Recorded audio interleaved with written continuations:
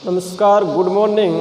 आज हम मौलिक अधिकारों की आवश्यकता और महत्व पर चर्चा करेंगे कि मौलिक अधिकारों का क्या महत्व है, इनकी आवश्यकता क्यों पड़ी भारतीय संविधान निर्माताओं को। देखिए, अब तक हमने अध्ययन किया कि मौलिक अधिकार क्या होते हैं, ये भारत के नागरिकों को कितने मौलिक अधिकार प्रदान है और कौन कौन से अनुच्छेद में कौन कौन से मौलिक अधिकारों का प्रावधान किया गया है। अब आगे आज हमारी चर्चा का विषय है कि मौलिक अधिकारों की आवश्यकता या महत्व। तो देखिए बच्चों, हमने शुरू में ही पढ़ लिया था कि ये भारतीय संविधान के द्वारा प्रदत्त है और प्रत्येक नागरिकों को प्राप्त है। तो देखिए, प्रश्न आ जाता है कि मौलिक अधिकारों का महत्व बताइए या मौलिक अधिकारों की आवश्यकता बताइए। तो बिल्कुल आवश्यकता बताइए, महत्व बताइए। तो देखिए, आपको लिखना है कि मौलिक अधिकारों का महत्व या आवश्यकता बताइए, आपसे पूछा जाता है। तो आपको लिखना है कि मौलिक अधिकार प्रत्येक व्यक्ति के व्यक्तिगत विकास में सहायक होते हैं, इसलिए लोकतंत्र में मौलिक अधिकारों की आवश्यकता पर बल दिया गया। तो देखिए, मौलिक अधिकारों की आवश्यकता या महत्व।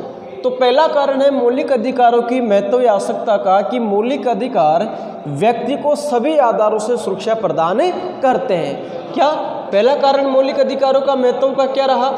मौलिक अधिकार व्यक्ति को सभी आधारों से सुरक्षा प्रदान करते हैं। इसका मतलब यह है बच्चों कि सभी आधार जैसे व्यक्ति ने जन्म लिया, जन्म लेने के बाद में जैसे ही वो बड़ा हुआ, समझने लगा, तो उसके जीवन में जैसे उसका जीवन है उसकी सुरक्षा, आगे उसने अपने जीवन जीने के लिए शिक्षा ग्रहण की उसकी सुरक्षा, आगे जाके उसने कोई भी व्यापार अपने जीव को उपार्जन के लिए खोला उसकी सुरक्षा, आगे जाके उसका परिवार बना उसकी सुरक्षा।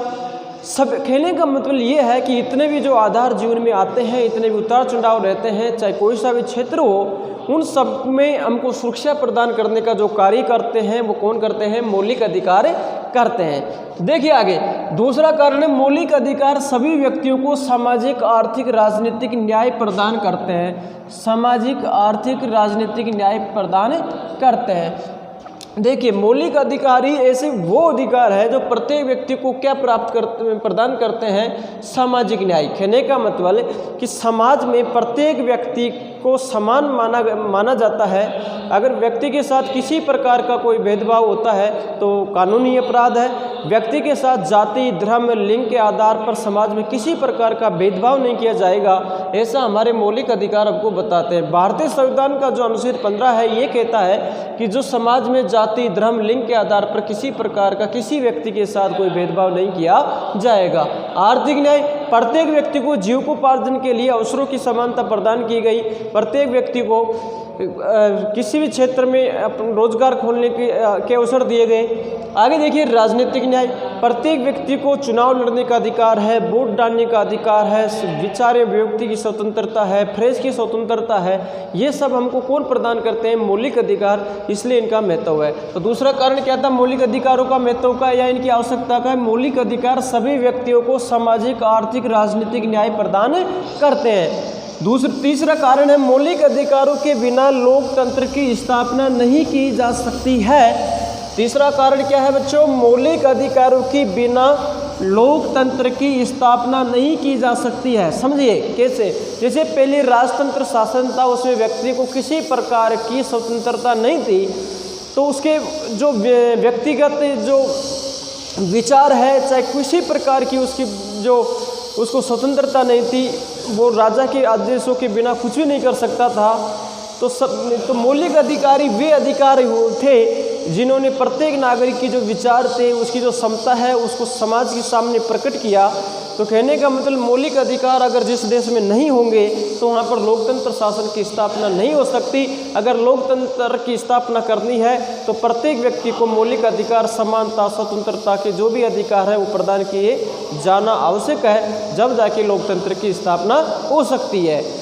आगे देखिए, चौथा कारण, ये अधिकार समाज में प्रत्येक व्यक्ति को समान रूप से प्राप्त होते हैं।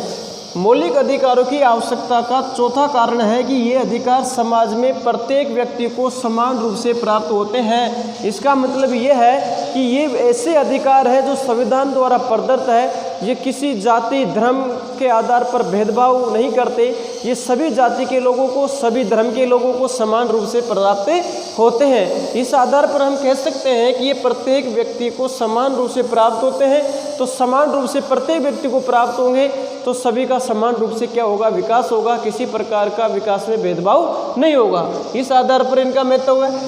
अगला कारण है ये अधिकार देश के प्रत्येक नागरिक, ये अधिकार समाज में प्रत्येक व्यक्ति को समान रूप से प्राप्त होते हैं। पांचवा कारण है ये अधिकार देश के प्रत्येक नागरिक के, ये अधिकार देश के प्रत्येक नागरिक के विकास में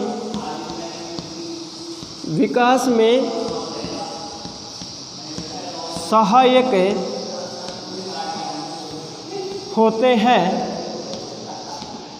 होते हैं, इसलिए इनका महत्व है। छठा कारण, यदि इन अधिकारों का हनन होता है तो हम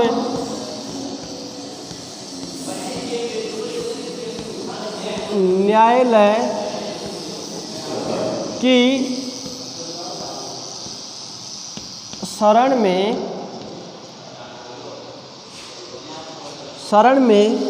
जा सकते हैं, इसलिए महत्व है। आगे देखिए बच्चों, अगला कारण है मौलिक अधिकारों का। मौलिक अधिकार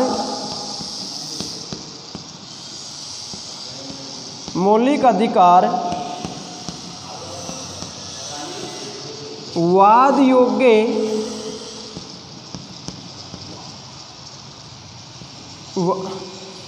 योग्य होते हैं। मौलिक अधिकार वाद योग्य होते हैं। और आगे अगला कारण का हम अध्ययन करते हैं। इन अधिकारों में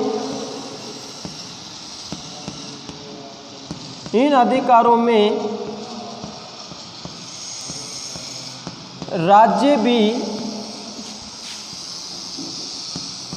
हस्तक्षेप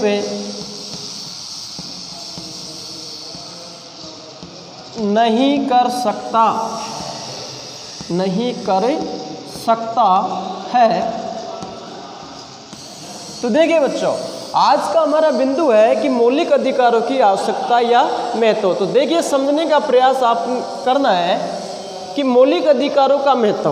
तो देखिए, मौलिक अधिकार प्रत्येक व्यक्ति के व्यक्तिगत विकास के लिए आवश्यक होते हैं, इसलिए लोकतंत्र शासन में इनका महत्व है। तो देखिए, पहला कारण मौलिक अधिकारों का महत्व या इनकी आवश्यकता का, मौलिक अधिकार व्यक्ति को सभी आधारों से सुरक्षा प्रदान करते हैं। दूसरा कारण, मौलिक अधिकार सभी व्यक्तियों को सामाजिक, आर्थिक, राजनीतिक न्याय प्रदान करते हैं। तीसरा कारण, मौलिक अधिकारों के बिना लोकतंत्र की स्थापना नहीं की जा सकती। चौथा कारण, ये अधिकार समाज में प्रत्येक व्यक्ति को समान रूप से प्राप्त होते हैं, किसी के साथ भेदभाव नहीं होता है, समान रूप से प्राप्त होते हैं। ये अधिकार देश के प्रत्येक नागरिक के विकास में सहायक होते हैं। प्रत्येक नागरिक के विकास में सहायक होते हैं। यदि इन अधिकारों का हनन होता है तो हम न्यायालय की शरण में जा सकते हैं। कहने का मतलब ये है, अगर किसी व्यक्ति के अधिकार का हनन हो रहा है तो हमने कल पढ़ा था अनुच्छेद 32, उसके द्वारा हम न्यायालय की शरण में जाकर शिकायत कर सकते हैं और हमारे जिस भी अधिकार का हनन हो रहा है उसकी शिकायत कर सकते हैं। और राज्य अनुच्छेद, जो सरकार न्यायालय है अनुच्छेद 32 और राज्य का जो उच्च न्यायालय है अनुच्छेद 226 का प्रयोग करते हुए जिस प्रकार के अधिकार का हनन हो रहा है उसी प्रकार की रिट जारी करेगा। आगे देखिए, मौलिक अधिकार वाद योग्य होते हैं, इसका मतलब ये है कि मात्र यही अधिकार ऐसे हैं जो व्यक्ति के विकास में सहायक होते हैं और इनका हनन होता है तो वाद योग्य का मतलब इसको लेकर हम हमारे अधिकारों की रक्षा के लिए न्यायालय की शरण में जाकर उससे संबंधित विवाद को हम दर्ज करवा सकते हैं। और सातवां कारण, इन अधिकारों में राज्य भी हस्तक्षेप नहीं कर सकता। ये अधिकार ऐसे हैं इनमें राज्य भी हस्तक्षेप नहीं कर सकता। कहने का मतलब राज्य इनमें कोई बदलाव नहीं कर सकता। अगर राज्य इसमें कोई बदलाव कर देता है या कोई ऐसा कानून बना दे जिससे मौलिक अधिकारों का हनन होता है तो न्यायपालिका को यह अधिकार दिया गया है कि वो न्याय व्यवस्थापिका द्वारा बनाए गए कानून को रद्द कर सकता है। तो मौलिक अधिकारों का महत्व आपको समझ में आया होगा। तो देखिए बच्चों, मौलिक अधिकारों का महत्व बताइए, आवश्यकता बताइए। तो लिखना है कि मौलिक अधिकारों के बिना मौलिक अधिकार प्रत्येक व्यक्ति के व्यक्तिगत विकास में सहायक होते हैं, इसलिए निम्नलिखित कारणों की वजह से इनका महत्व है। तो पहला कारण, मौलिक अधिकार व्यक्ति को सभी आधारों से सुरक्षा प्रदान करते हैं। दूसरा कारण, मौलिक अधिकार सभी व्यक्तियों को सामाजिक, आर्थिक, राजनीतिक न्याय प्रदान करते हैं। तीसरा कारण, मौलिक अधिकारों के बिना लोकतंत्र की स्थापना नहीं की जा सकती है। चौथा, ये अधिकार समाज में प्रत्येक व्यक्ति को समान रूप से प्राप्त होते हैं, किसी भी वर्ग, जाति, लिंग के आधार पर भेदभाव नहीं होता है। ये अधिकार देश के प्रत्येक नागरिक के विकास में सहायक होते हैं। और छठा कारण, यदि इन अधिकारों का हनन होता है तो हम न्यायालय की शरण में जा सकते हैं। तो सातवां कारण, मौलिक अधिकार वाद योग्य होते हैं। और आठवां कारण, इन अधिकारों में राज्य भी हस्तक्षेप नहीं कर सकता। अतः हम कह सकते हैं मौलिक अधिकार देश के प्रत्येक नागरिक के विकास के आधार स्तंभ है, इसलिए लोकतंत्र शासन में इनका क्या है, महत्व है।